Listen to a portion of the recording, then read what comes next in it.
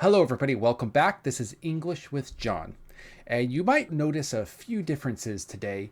Number one, of course, is the camera here. I lost the settings of my old camera.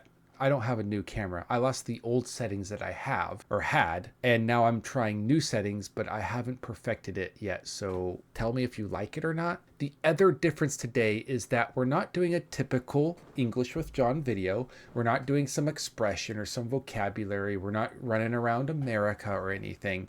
No, today we're going to try something a little bit new and interesting, something which is kind of the future that we have out there, and that is AI. Now, I've wondered for a while because I've heard before that people do use AI to have like a conversation with it to try to practice, right?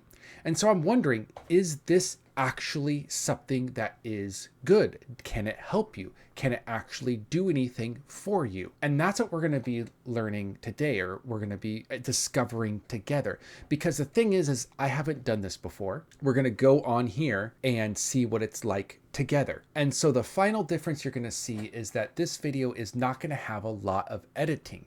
It's going to be like almost a live stream. And what I mean by that is I don't want to edit anything from the start of the AI talking experience to the end, because I want you to see my reactions. I want you to see its reactions, and I want you to trust that I'm not editing out any good or bad, but I'm giving you exactly what it might be like to talk with this AI program. I will be doing a few AI programs this time around, but the first one I'm going to start with is, of course, probably one of the more popular ones, and that is ChatGPT. We're going to be talking with ChatGPT today. We're going to be trying to have a conversation with ChatGPT. I'm going to give it a prompt at first saying, I'm an English learner, please help me with my English. And then I'm going to ask it a few different questions, or give it a few different statements, I guess is what I'll say. And I'm going to see how it works with those statements. Now, I have purposefully made some grammar mistakes here and there in order to see how it can deal with those mistakes and where it goes with each of them. I'm also going to try to roll with the punches at some points to see if ChatGPT gives me new things to talk about, let's say, right? So without further ado, I guess what we're going to do is look at ChatGPT. This is me. Hello. That's ChatGPT. We're going to be going there to ask it questions. So let's go ahead and copy in our first prompt that we're going to do with a text base just to get the ball rolling. It says, I am studying English. Cool. Can you help me with my English conversation? Please talk to me naturally. Nice. Well, I've talked with ChatGPT before, so it knows my name. That's actually it's a little freaky. No, it's not. It's like having a friend, right? It's like having a friend. So let's go ahead and go down to this button down here. You'll see where it says use voice mode. I'm assuming that this is gonna work. I've actually haven't touched this button, so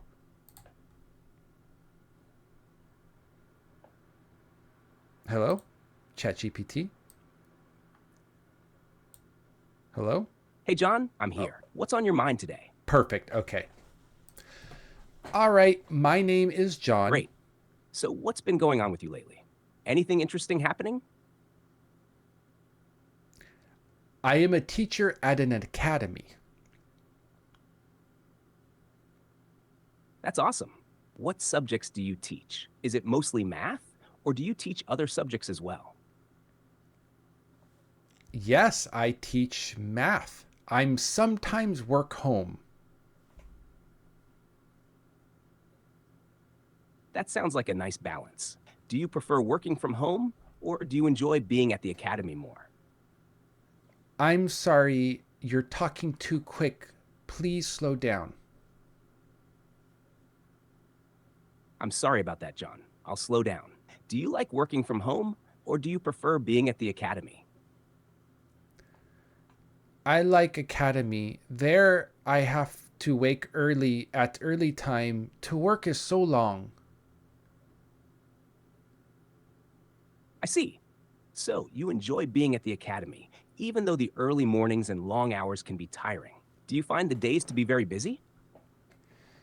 Very busy, but I think it's good. It's great that you think it's good, even though it's busy. What do you enjoy most about teaching math? I enjoy people, they learn well and then they know how to do math after I teach them. That sounds really rewarding. It must feel great to see them understand and get better at math. Do you have any favorite math topics to teach? No, I don't know math at all. My hobbies is YouTube and swimming.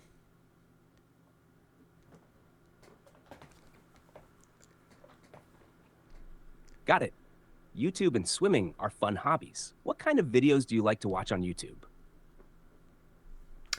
Today, I learn about AI things. AI is becoming so good and develops so much. I think maybe AI take my job soon. But I like using AI for many things at home and work, like maybe like asking questions, That's a really make interesting topic. AI has definitely come a long way, and it's already helping in many areas. It's cool that you're using it at home and work. What kinds of things do you use AI for? I like asking questions, making stories shorter, and translating emails. What do you think about AI taking my job? It sounds like you're already making great use of AI. As for AI taking jobs, it's a common concern. While AI can help with tasks, the human touch is still essential, especially in areas like teaching. Your personal connection with students and the way you adapt to their needs can't be replaced easily. AI can assist, but it's not likely to fully take over roles like teaching anytime soon. How do you feel about using AI to support your teaching? Your words are very hard. Can you make them easier? Sorry about that, John. I'll keep it simple. AI can help with some tasks, but it can't replace teachers like you. Your way of working with students and understanding their needs is very important. AI can help, but teaching still needs people. How do you feel about using AI in your work? I like AI. AI helps me a lot. That's great to hear. It's awesome how AI can make things easier. What's something else you use AI for that you really like? I use it to learn English. What advice can you tell me for improving my English?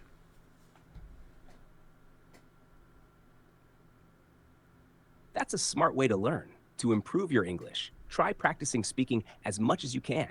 You can also watch videos in English like YouTube and try to repeat what you hear. Reading books or articles helps too, especially if you look up words you don't know. What do you like to watch or read in English? I like to watch many things like funny videos, and I like to watch English videos, and I like to learn about economy.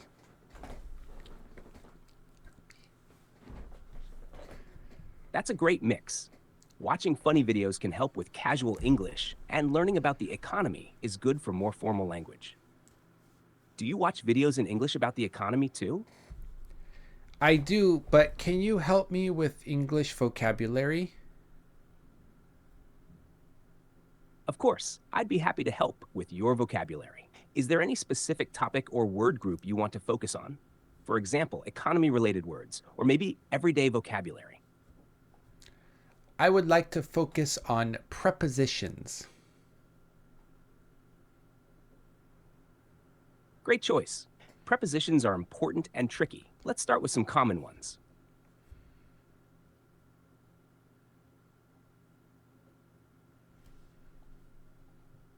Okay? ChatGPT, are you there? I think it left me. I think it's done talking to me today. We use on for Oh, surfaces, whoa. e.g., on the table, on the wall. At is for specific points or places, e.g., at the door at the school. Do you want to practice with some examples? What does EG mean? E.g., stands for exempli gratia, which is Latin for example. It's used to give an example or a list of examples. For instance, if you said, I like outdoor activities, e.g., hiking, swimming, you're giving examples of outdoor activities you enjoy.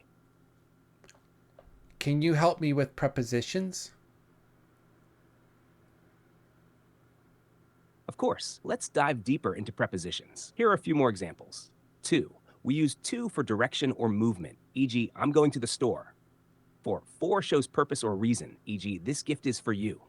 By is often used to show the doer of an action or location, e.g., the book is by the window, or a book was written by the author. Would you like to try using these in a sentence? Yes, please. All right, let's try making some sentences together. Here are a few prompts. Use to, I am going the park. Use for, this letter is my friend. Use by, the picture is gored the door. You can fill in the blanks, and I'll help if you need it. In, at, by. Nice. Here's how you could complete the sentences. I am going to the park. This letter is for my friend. The picture is by the door. You got the idea. Would you like to try more sentences? Yes, give me one sentence to try. Sure. Here's a sentence for you to try. The book is the table. Can you fill in the blank with the correct preposition? The book is by the table. Great. The book is by the table is correct. It means the book is near the table. Would you like to try another one? The book is in the table. Almost. The book is in the table. Sounds a bit strange because it suggests the book is inside the table. If you mean the book is on top of the table, you would say the book is on the table. Does that make sense? Want to try another one? Can you help me with grammar now? Of course. What part of grammar would you like to focus on? For example, we could look at verb tenses, sentence structure, or anything else you're interested in. Can you fix this sentence? There I wake at early time. To work is so long. Sure, here's a corrected version of your sentence. I wake up early there, and the work is so long. This version sounds more natural. Does that make sense? Yes, thank you very much. Can you give me hard grammar? You're welcome. If you're ready for something a bit more challenging, how about we try conditionals?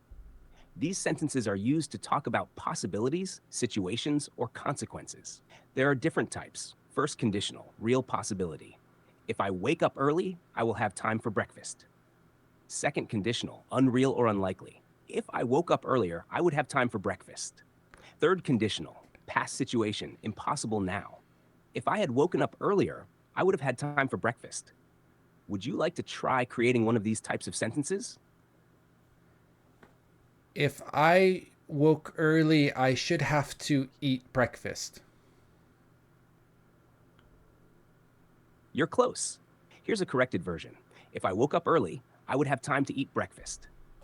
For the second conditional, unreal or unlikely situations, we use would instead of should have to. Should have to doesn't quite fit in this case. Would you like to try another one? Thank you, and now can you help me with hard grammar? Hard vocabulary. You're welcome. Let's dive into some more challenging vocabulary. We can focus on advanced words often used in formal writing or academic contexts. Here are a few examples. Obsolete, something no longer used because it's outdated, e.g., typewriters are now obsolete. Ubiquitous, something that is everywhere, e.g., smartphones are ubiquitous in today's society. Cognizant, being aware of something, e.g., she was cognizant of the challenges ahead. Perplexing, confusing or difficult to understand, e.g., the instructions were perplexing. Would you like to practice using some of these words in sentences? Yes, I want to practice. Thank you. You're welcome. Let's practice with those words. I'll give you a sentence with a blank, and you can try filling it in with the correct word. Here's the first one. The new technology made older models completely. Which word would fit here? Obsolete, ubiquitous, cognizant, or perplexing? Obsolete.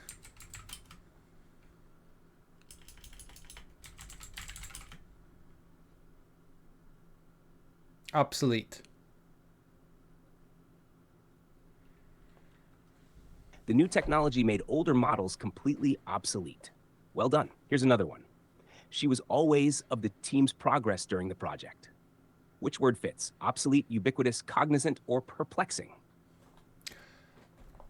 Cognizant. Perfect. She was always cognizant of the team's progress during the project. Great job. Let's try one more. The instructions were so unclear, they left me feeling about what to do next. Which word fits? Obsolete, ubiquitous, cognizant, or perplexing? Perplexed. You're close. The correct word here is perplexed. So the sentence would be, the instructions were so unclear, they left me feeling perplexed about what to do next. Perplexed means confused or unsure. Nice try, though. Want to do more? Can you please tell my listeners to like, comment, and subscribe to this video? Sure. Here's a simple way to say it. Hey everyone, if you enjoyed this video, please don't forget to like, comment, and subscribe. Thanks for watching. Would you like to make any changes to that? Okay, all right, so we got this down now. All right, I'm seeing what's going on. Oh, that's actually, look at this. They have an entire transcript of what happens. That's really good. Okay, I do like actually that you cannot see it, because when you click this button here, you can't see the transcript, and I'll tell you why I like that. If you could see the transcript, then you would be tempted to look at it and try to understand what the person or what ChatGPT is saying without truly listening to what it's really saying. You're trying to just read it, right? You're tempted to read instead of listen. And really, we're here to practice listening and speaking is what we're doing. So that doesn't really work out. Secondly, if you had this going on while you were talking, imagine how distracting that would be. It'd be really hard to concentrate on a normal, natural style conversation when something is being typed in front of you. Imagine if you were with your friends and as you were talking to them, they were just like writing down everything you said. Like, it's distracting. It is distracting, I admit it. And so I don't think that would be good. I do like that it blocks out it blocks it all out, so all you do is focus on that listening and on speaking. Now, first reactions are this: the pace at that which it talks, like how it talks back and forth, is a little bit awkward and slow. I think it it basically interrupted me at the very beginning. And when I was trying to like pretend that I was having a hard time thinking, right? When I was having a hard time coming up with the next grammar and stuff, saying, when I was doing that, it cut me off as well.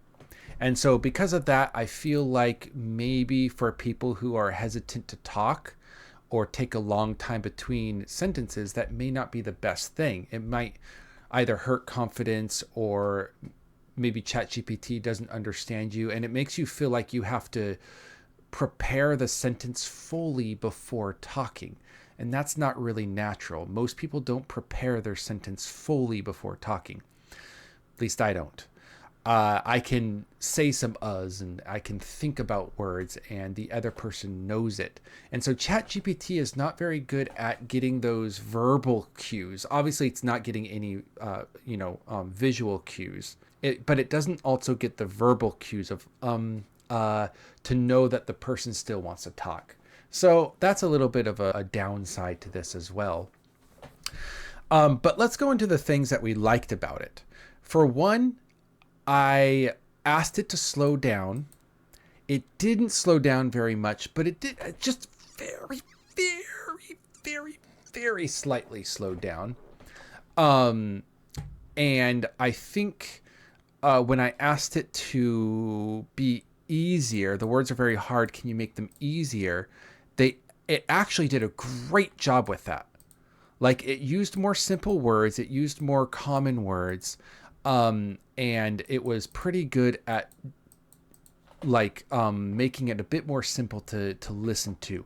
And not only that, but it kept on trying to be simple, so much that I was a little bit like, oh, I kind of want it to be a bit harder now. Examples of stuff like this right here, I was a little bit less impressed with, because it's kind of just going from, how do I say, the dictionary version, right? It's not giving you a kind of natural explanation. It's like, e.g., a room in Japan. Like, it doesn't give you that natural feeling behind it. The other stuff was good, but when it comes to definitions, it's very dictionary like. So that's interesting. Um, when it tried to help with giving ways to practice your English, three blanks here. I asked it for just one because, look, I'm a native English speaker, but right now I'm worried about the recording. I'm worried about the camera up here, how I'm talking, and also I'm trying to listen and worry about what's happening on screen here, right? Even I couldn't remember the first, second, or third sentence. I was like, wait, what did they say? What did ChatGPT say? Like, I couldn't do it. And that is because I had other things that were distracting me, right? And I know for you guys as English language learners, obviously you're going to be distracted thinking about grammar, translation, vocabulary, where you're going to have lunch the next day, etc., getting back to work. So you have all this distraction happening, and then ChatGPT is giving you these three back to back quickly, trying to make some sentences together. That's not going to help too much. I think that's a little bit too overwhelming for most language learners, even for me. If I were doing this alone and paying only attention to this ChatGPT, maybe I could do it, but distraction, that's kind of hard. So, and the other thing I notice is that every time I did ask it to help me with something, it is just fill in the blank. It's always just fill in the blank, right? Now I know that ChatGPT was kind of saying, "Oh, you want to make your own sentences like that," but it kind of just went into a series of blanks. So it's kind of like, I don't know. I feel like there's other things ChatGPT could do to kind of help people use those words, and it comes down to just like, maybe this medium is not fully. It's not thinking of what it can do in a more imaginative way, but it's just going into some basic ways of learning. So it doesn't really help you too much with that. Now, the other thing I liked was when I did have more of a conversation with it right here, even though the pauses of ChatGPT were a little bit long, I had to like stop, wait. You saw it kind of loading on the screen and then come back to me. Even though the pauses were long, it the conversation didn't feel fluent or flow right. You know, it didn't feel like I was having a real conversation. It felt a little bit, like a conversation with a robot, like you would expect with AI right now. So AI is not yet at the point where it can have a fluent conversation and help you out with that. However, I'm going to rate this a 6 out of 10. And I'll tell you why. Because with this here, I think ChatGPT does a good job with saying some pretty natural sentences and having you listen to them. And so what you're getting out from ChatGPT is actually helping you listen better, I think. And when you're saying stuff, even though I put in a lot of like grammar mistakes, I put in a lot of difficult things there. I think that, well, here we go. I have to wake at early time. Work is too long. Even though I made pretty bad grammar mistakes here, ChatGPT understood exactly what I was trying to get at.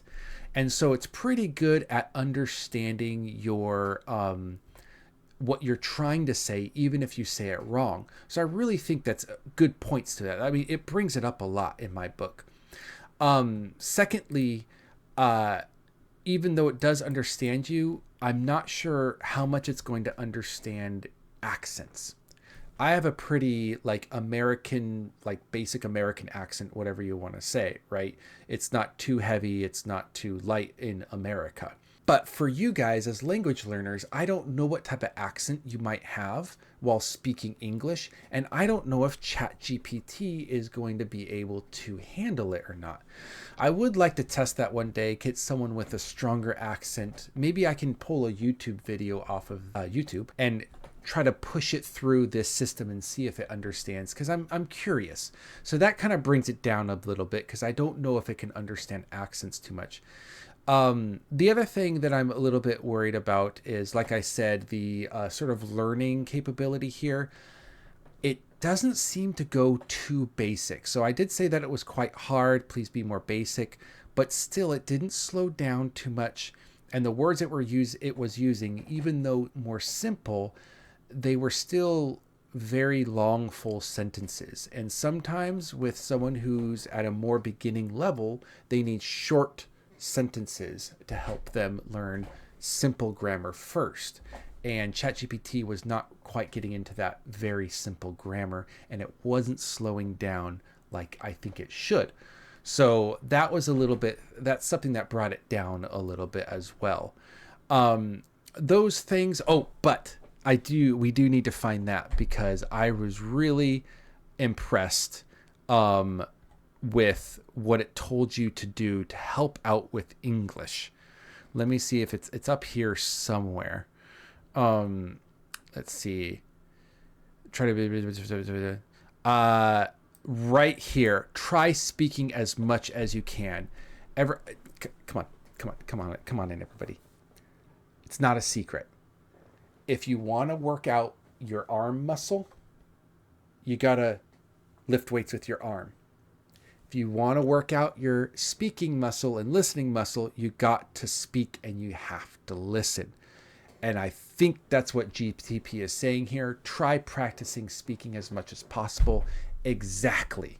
You have to speak as much as possible. You have to listen as much as possible. And that's why I like this as a 6 out of 10. It can get 7. It can get 8 if we get past these issues with accent, issues with not going down low enough to a person who's more basic, or even going high enough to a person who's more fluent, because of the gaps in response.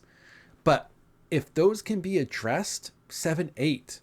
Because the thing is if you want to practice speaking, ChatGPT is not so bad. I was actually a little impressed. Although it's not a normal conversation, it's still a conversation.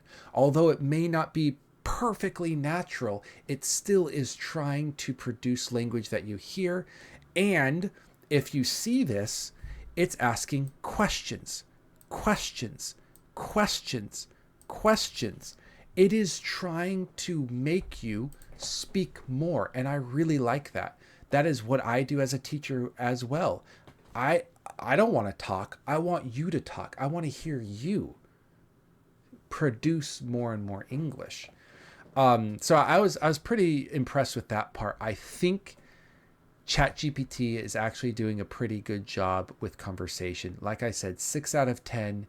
It's not perfect yet, but hey, if you don't have someone to talk to like me or another person, if you don't have someone to have that human conversation with, this is not a bad alternative. Now, like I mentioned earlier in the video, I will be trying a few different other AIs, ones that were kind of mentioned on Reddit or other websites, which kind of suggest on where best to practice your English conversation with AI. So I will be doing more and more of these AI videos to try to figure out if it's good or not, and give a little bit of ratings to see which one is going to be better for your English learning journey. Of course, what's best is people, but if you don't have people, if you need to practice speaking, but you are living alone, or you're living with people who don't want to speak English or cannot, then yeah, you know what? This is not too bad. Just like ChatGPT said, make sure to like this video, comment, and subscribe. I'm very interested to see where this goes next. I'm I had fun. I had fun with this. It was good.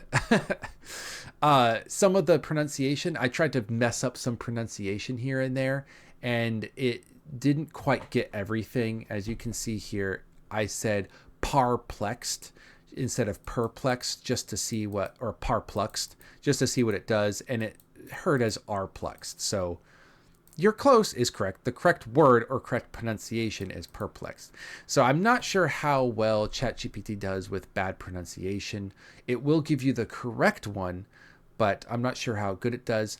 I would love to do one of these videos again with ChatGPT to get more in depth with its abilities. If you have any suggestions, please write them down below. Like if you would like to see a pronunciation video, if you would like to see how GPT does with other countries' pronunciation of English, or if you would like to see other abilities that ChatGPT has or other AI programs, please mention it below. I would love to do them. This was a fun video to make. Anyways, guys, we'll see you next time. Continue on your English language learning journey. And this has been English with John. See you next time.